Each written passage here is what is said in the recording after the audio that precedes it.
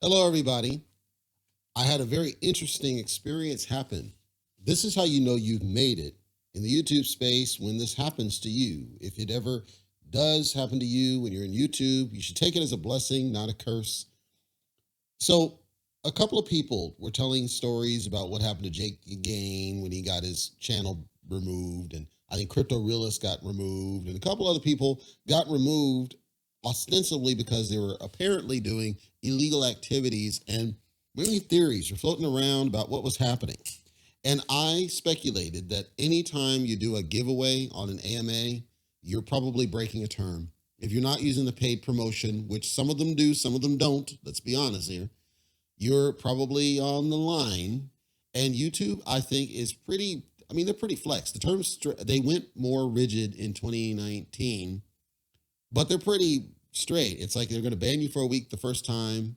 And then after that, there's other bans and all that. But it's true that all of them are getting more aggressive. Now, here's the thing, though. I had something happen very recently that intrigued me and might help explain what's happening to some of the other YouTubers that are getting their channels deleted. Because here's the thing. I don't know that people understand that you've got to, being any sort of social media, anything where you control it, you also have to moderate it. And everything in moderation, which means you have to moderate it start to finish. You can't just, record and hope all good and hope the best of people. I don't hope the best of people. I expect the worst of people, and then I want them to prove me wrong, like Chris Benoit, right? So what happens is in YouTube, because we control the platform, we control it. Essentially, we are in front of it. That means that we also have to moderate comments. Now, in my case, I'm pretty aggressive in my comment moderation. I flex on a lot of stuff, but I have the auto moderator. It does a pretty passable job for the 80%. What happens now is the same tools that people are using on Twitter to spam that, which caused Elon Musk to back out of it, they can use on YouTube to post comments to the video. YouTube's algorithm is broken. What it does is it actually encourages excessive comments and excessive traffic and excessive likes and all this garbage, and it prioritizes your video in search results, which is one of the reasons why certain of the influencers that will not be named, but certain of them, for whatever reason, seem to always get thousands and thousands of views on their video nearly instantly. But if you look at the comments, almost all of them are that same. It's just like some random, and they follow the same pattern. They'll talk about the video at one or two sentences, and then they'll mention some unrelated project. And then everybody else responds, and they're asking about this other project and how can I get in it? Other people talking about, I bought this many of it, and because it's unrelated to the video at question, that it has to likely be spam. They look like real names, they look like real photos, but they're likely spam. Well, I had a pretty good number of comments come through about Posschain, which you see up on my screen here, POSSchain.com if you want to check it out. And I know they're spam, so they were removed because of the auto moderation. The auto moderation caught about 40% of them, and I took care of the rest of them because I could tell they're spam. I left a certain, like 2 or 3 of them that were benign questions, because I know that there are likely some valid people curious about the project because of the fact, unfortunately, it's doing an ICO, and it's doing in its strategy this call to urgency, which is a fallacy. You're saying, buy now, buy now, buy now, do, running out. And it causes people to FOMO, and they don't know what it is. And because of bear period, they're looking for something that's going to make some money because they're frustrated. So I figured I would take this, to quote Star Trek, I believe it's Star Trek, The Next Generation. Yes, it was. Deanna Troy, Marina Sirtis, shout out to her if she ever hears this. Turn this disadvantage into an advantage. And that's what we're doing here. We're going to take that spam, the excessive amounts of spam, and we're going to turn that into a coverage of this Posschain. First of all, what should be abundantly clear to you is the inspiration of this, due to the font that's used, due to the color scheme that's used, due to everything that you see. Does this look somewhat similar in I'm talking just the name, and if you spell it out, Posschain, the color, kind of the gradient going on there, right? and what they're talking about doing, which is connect all the blockchains, all that. And down here, the colors, the scheme, the name, the font. Does that somewhat strike you similar to this? The font is different because Pulse X is a different thing than Posschain, obviously. But there was a time when that font was used for Posschain.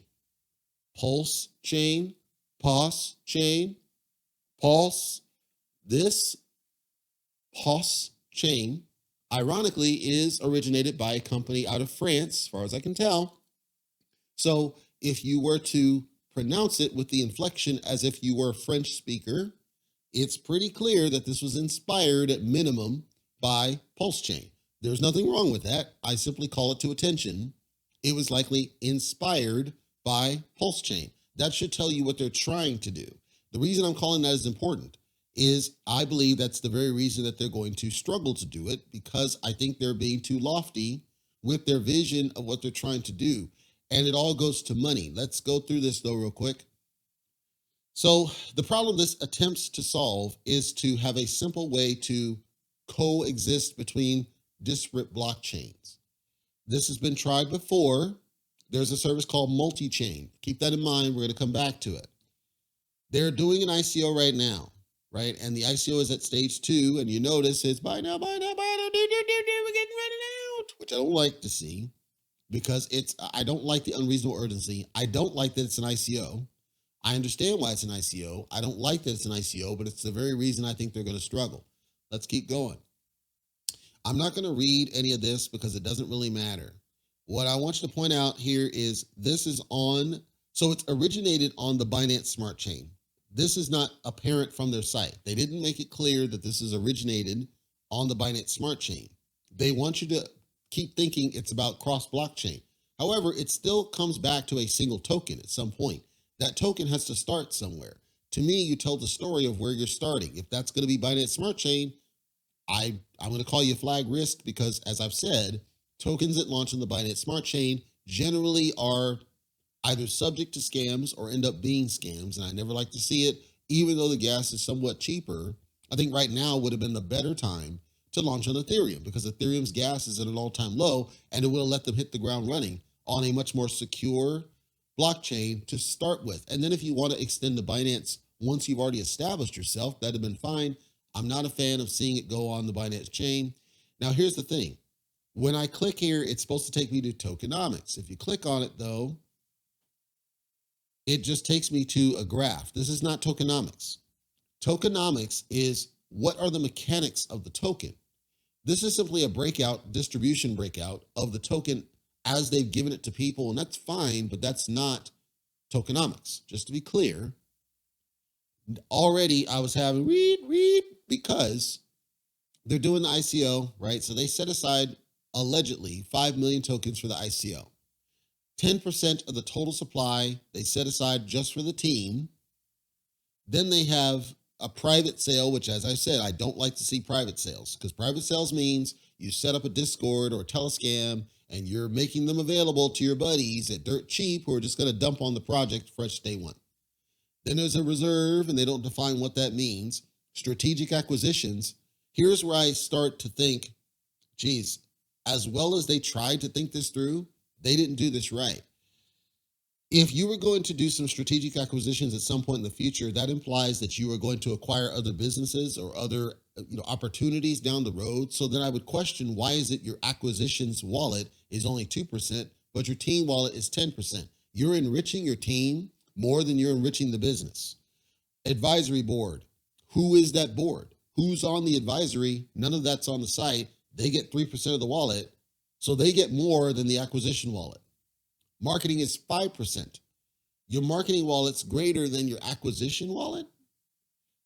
I am not sold on even this. And then they have IEO.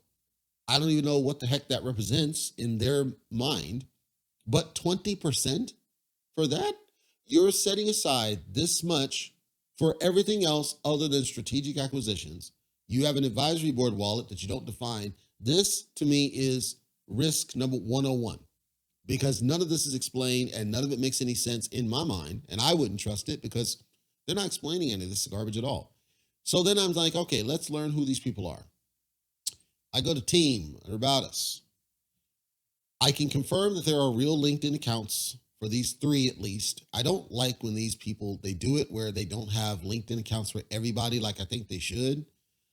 I'm going to let them slide on it because these are just developers, and the CFO I think should have a LinkedIn. She probably does, and they just didn't link it. I don't know why you don't. Marketing ops, full stack, blockchain, project manager, that's all fine. But I can confirm there are LinkedIn accounts for these. James Garcia, he came from a company that was looks like either a hedge fund or a capital fund or some sort of financial type org. He's worked mostly in financial. He's actually worked at Capital One at some point. So I can confirm he has some legitimacy, at least according to his LinkedIn.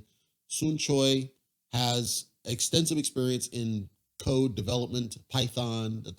So I can confirm she's legit in what it is. I couldn't go to Paul Evans because LinkedIn was starting to go crazy and I stopped. But I can at least verify there's real people. As far as I can tell, there's a company profile for Posschain on LinkedIn. I can see all that. All of that looks good, right? So I have no concerns with any of that I saw. I'm going to go back. Actually, you know what? Let's go to terms next, and then I'll go where I was going to go. So let's go to terms of use. So the terms of use here is specifically around the website. It's not terms of use in terms of cryptocurrency. It's terms of use around the website. Now, here's the problem that I got here. Everything that they're doing, so the ICO, you have to create an account, you have to do all these things in order to get in on this, right? Quote, in no event shall Posschain.com or its subcontractors, so I'm concerned if their subcontractors used, but going on, quote, be liable for any damages, including without limitation damages for loss of data or profit due to business interruption. Here's the problem. Because they forced everything into the site, you have to create an account. You can't even participate in this without creating an account. If you were to create the account and you're trying to get into the ICO, and then you need to claim your tokens and you cannot, that's a loss of money. What they're saying is, well, tough, you lost your money. That's not acceptable. And I don't know that it strikes me that they don't have legal people on this because you can't say that. If you're going to force them, that's why most ICOs are on independent platforms that don't require creating an account. They just need you to put your wallet through Wallet Connect, and then you do the transaction, and it's all blockchain. They don't require you to do an account like these dudes. Like if you say, okay, I want to join the ICO, let's go ahead and get on board. The first thing they do is force you to create an account. If this goes down, you can't claim your tokens. That's a loss of money. That's a problem. And you can't say, well, too bad, so sad. That's not an acceptable response. So this term is another risk that I would not support. I don't support that at all. Now, let's go back to the meat and potatoes of the matter. White paper. Now, the white paper is decent. I would give it probably a B+. It's not great because it reads more like a tech spec, a functional spec, a technical document. It's more like something I would give to, a developer, or something I would give to maybe a partner that's in the business. It's not something, this is not a white paper in the definition of what it should do. What it should do is it should, again, who, what, where, when, how, and why. None of that is in here other than the what. And even that is not something that the layman is going to consume or understand. I'm not criticizing the information. I'm criticizing the fact that they're using this as the white paper. So then I figure it's useless. All right, fine. So let's go and take a look a little bit deeper into what I can see down in the GitHub. If you're not technical minded, you have no idea about GitHub. GitHub is where ostensibly your code should be stored and available if you've made it available. And there are actually some wallets that require you to put your code in GitHub in order to update certain things. They want to verify that you're a real thing. They want to verify what you're doing, even though they let scams come through. So it doesn't save you anything. It's a formality. It's a waste of time. It's not true descent. Anyway, so in GitHub, everything's a repository of some kind. When I looked at theirs, everything that's in here, there's nothing here.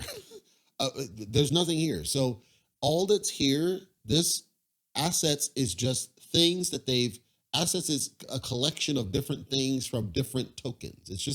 It's a source of code and repository and things that they can reference to do the build. There's nothing there though. MetaMask it's a dump of everything that MetaMask has made available, and they've just forked it, which means they've opened up access to it into their project. In the Posschain, I'm like, ooh, Posschain, right? You go to Posschain, it just has the same white paper that's already over there. Waste of time. So, okay. Didn't need to be in GitHub at all. And then they have Docs Posschain. Docs Posschain is basically, and this was as of last month, this is basically what looks to me to be later. They're using Gitbook, the garbage Gitbook now somewhere else, or they plan to use it later. And this is the source code for what that's going to look like. Doesn't really need to be in GitHub, but it's Gitbook. So that's probably the origin of them creating it. That's fine. Fork of the Binance Genesis contract, that's just another source. Genpact consensus, that's just another source. Multi-chain is the one I talked about before. They just called in the code. And then this Posschain blockchain test. All this is, it looks fancy, but all this is, there are basic concepts called containers, and I'm trying to simplify it down for the layman user. Summary: when I need to run code, execute front ends, execute back ends, execute logic, something has to do that run. That's a container in the way that right now most of these are done. There's a container, the container holds all that, and then you power it on, and then you add it to a virtual machine, and the virtual machine runs So this is simply the generic code to be able to create the containers. It doesn't do anything beyond the ability to create containers. That's why you see 5 years, 4 years, 5 years. It's not specific to Posschain at all. My summary is their GitHub doesn't do anything right now around this Posschain at all. It's just a bunch of assets and resources called together in the pretense that it's going to create something, and maybe it will, but right now there's nothing there. There's no code there to see what they're doing in the front end. Nothing of that exists in their GitHub, at least. It might exist somewhere else. I'm saying it doesn't exist in their GitHub. Thus, I consider this link useless. They do have a decent social media presence. They do have a Medium that they keep up to date with certain information pieces. And then, like I said, they do have a company site on LinkedIn. Now, when I looked at this and it came across my comments, again, first thing I thought of Posschain because of the color scheme, the font at the time, and the similarity of the name and with a French inflection. I thought that same thing. Then when I saw that they were going to be doing, and I'm not even going to look at this garbage because it doesn't matter. Then when I saw that they're doing the ICOs, I looked at the roadmap for all this to try to understand, okay, when did this all happen? Q1, they said, all right, let's go ahead and get this started. And then Q2, we're doing some research, and then we'll start the ICO process. They call token exchange offering that IEO in Q3. So we're in Q3 now, update the white paper, proof of concept, private testnet, a wallet, testnet, staking.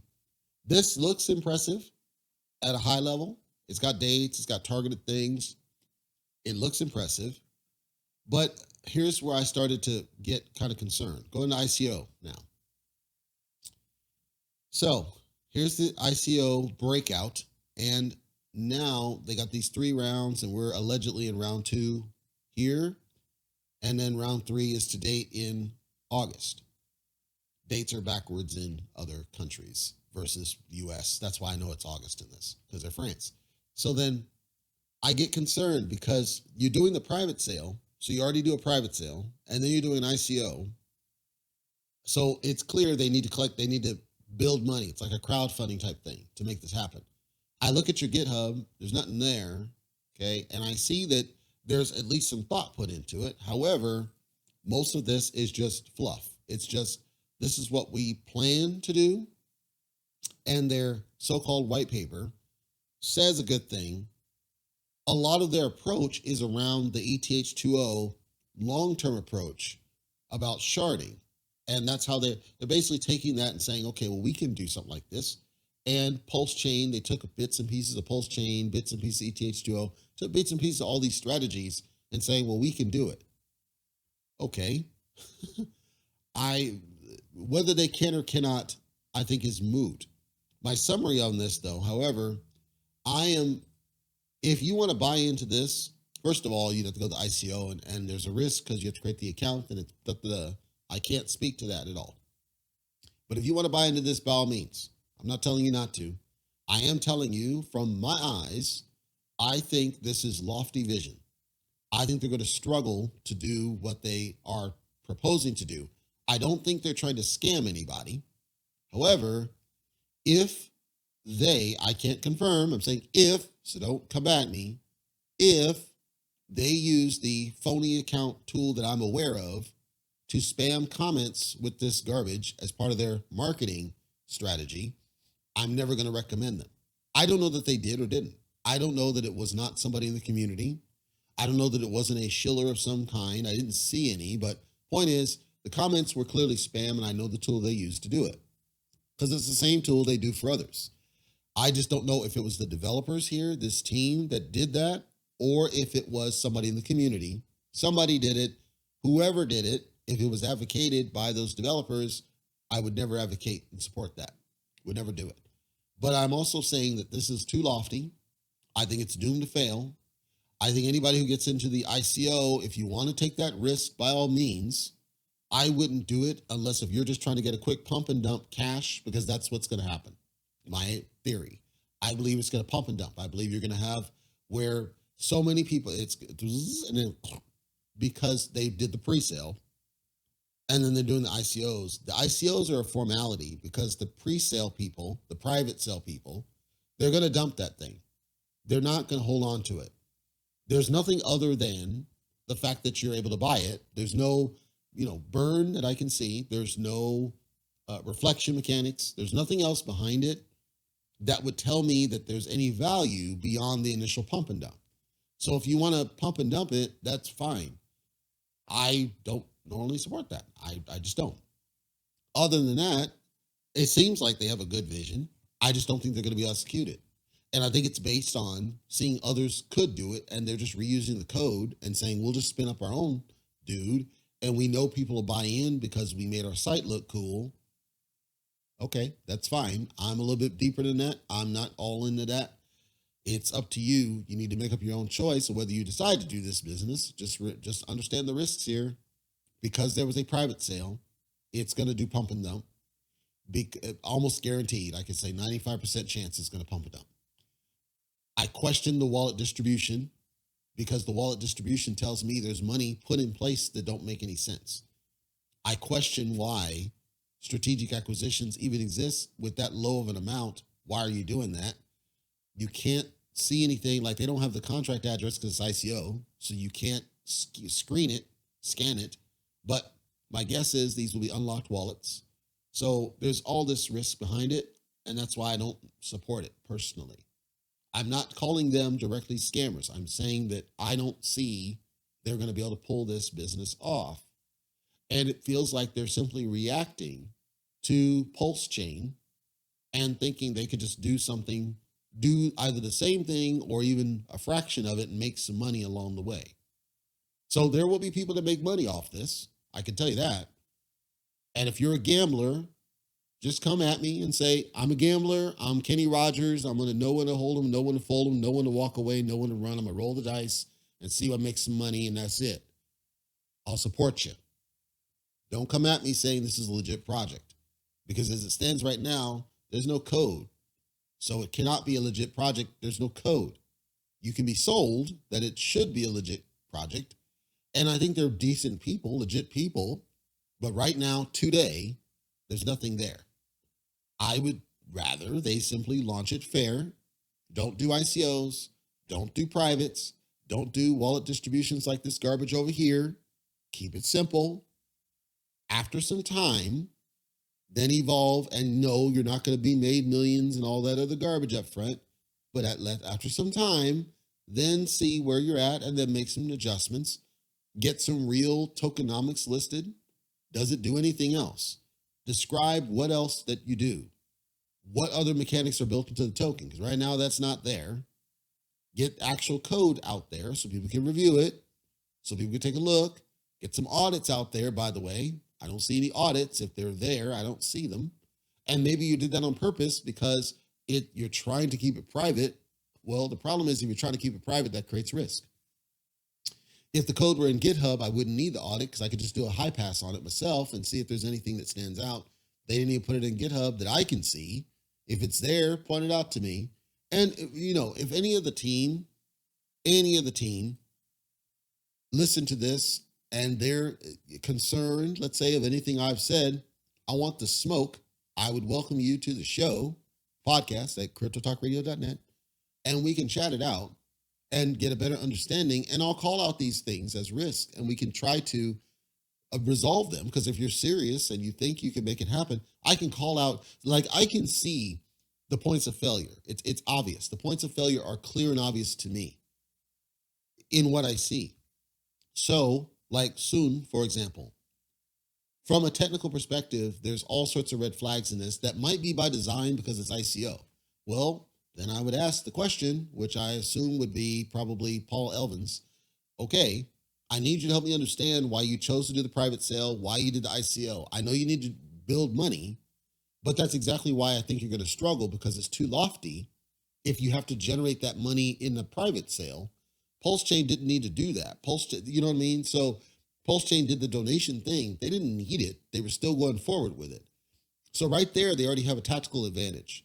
My counter is going to be, I need you to help me understand how you're going to be able to fight that off. Because as I see it, I don't see that you're going to be able to fight that off. Let's chat it out. If you want to smoke, I'll welcome you on the show. If you're serious, and I'll help you resolve what I see are the gaps. The other piece on this, we have to be able to look at the contract. We have to be able to look at the code and understand what's all really going on under the base contract, the code contract for the token. And maybe the token doesn't do anything by itself. Okay, let's vet that out and just confirm that that's the case. Then we need to understand what it is that makes them believe that they can truly compete at that level outside of the people. They've got good people, but I think there's more to it in this than people. You've got to have kind of that right time, right opportunity mentality, and you can't just use the same assets. So there's got to be, what is your differentiator? Is there a differentiator? Maybe there's not a differentiator. I think that makes risk that it's not going to succeed. So let's talk it out. And if there's, again, something that they can call out, I'm happy to chat it out with them and see if there's something that we can do to get them to that next level. I'm not telling you that it's a scam, because I don't see scam at this point. However, I see high risks that people are going to lose money, not because of anything they're intentionally doing that I can see, rather from the loftiness of the vision and an inability to execute, and the fact they did that freaking private sale. The private sale, the ICO, all it's doing is enticing people, and there's going to be people that lose money because of it, because those private sale people are going to be able to dump. I don't agree with it. I understand it. I don't agree with it. Do it fair. Do it fair. Let your messaging speak for itself. But there are other things. There's tons of other things that I can clearly call out to them that I would easily have changed to at least give the sense that it's going to be something in the big picture of it all. If they want to smoke, we can chat it out. It's not a people problem here, which is interesting. It's not a people problem. Now it's really an issue of, is your vision too dang lofty? Did you bite off more than you could chew up front? Should you have kind of tiptoed into it, build a basic framework, basic popularity, basic competency, basic implementation, right? So release the token as just a token, do it fair, then start building framework pieces, get it on multiple networks. Like basically, I would have copied Elk Finance, not Posschain. Elk Finance, I think, did it right. Elk Finance started on the one, and then they just built on every single chain. And then now you can multi-chain swap amongst all of them, and it's an amazing tool. I would have liked to see them start there, then improve upon that concept and say, now how do we take it to the next level? And iterative, like take an iterative approach as opposed to we're just going to bite it all off. I don't see that they are trying to cheat from what I can see. I don't see that. I could have it wrong. My concern is the way that those comments came in, which I can't prove with them, but if it was them, that would be a risk, number one, and I'd never advocate it. They're too lofty in vision. It's clear inspiration, at least from Posschain. These are red flags. There's red flags in this, not of scam, but of somebody had an idea that I think creates risk that I would not advocate the project. If you are just so tempted by the FOMO of it all, by all means, I'm not telling you what to do or not to do. I'm saying to you, for me, I'll never advocate a project that does a private sale. Same reason I have with Stacked Finance. And notice where Stacked Finance is right now. Despite being otherwise decent people, they ultimately quit because what they were doing was too much and the private sale basically killed them and then they took off. It happens. I don't like to see it. I like to see better things. Folks, Mr. James Garcia, Soon Choi, Paul Elvins, or any of the others of the team for this Posschain, if you hear this and you're concerned by things I'm saying, I want the smoke. I'll welcome you and we can chat it out and I'll help you because there are obvious things that feel like they're ill thought out, or you can continue going with your plan and try to prove me wrong. All I'll say is Stacked Finance, it was the same thing and they don't exist anymore.